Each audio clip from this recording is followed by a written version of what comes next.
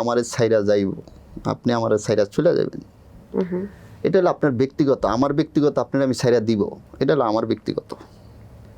এখন যদি বলি যে কার সাথে কথা বলছি, এটা যদি বলার পর তুমি আমার রিপ্লাই কোনো কথা বলো, যদি অন্য কথা বলো যে কার সাথে কথা বলছি, এত কথা বলার কি দরকার আছে? যখন এই কথাটা বলছে খুব আমার মাইন্ডে লাগছে, আমি ওর হাজব্যান্ড, তখন আমি ওর মারে ওর বাবারে ফোন দিলাম।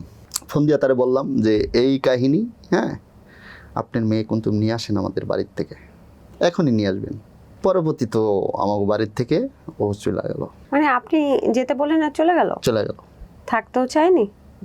কোনো কথাই আমি থাকতে চাইবো কি না, এই কথাটা আমি তার কাছের থেকে শুনি নাই। তার নিজেরও কি যাওয়ার ইচ্ছে ছিল এরকম কিছু? সেটা ব্যক্তিগতভাবে তার, এটার আপনার ব্যক্তিগত তো আর আমি দেখবো না, আমার ব্যক্তিগত তার আপনি দেখবেন না। এখন তার ব্যক্তিগত সে চলে গেছে, যে আমার হিসাব হলো যে ওখানে যাইলে শাসন তো একটা থাকবো।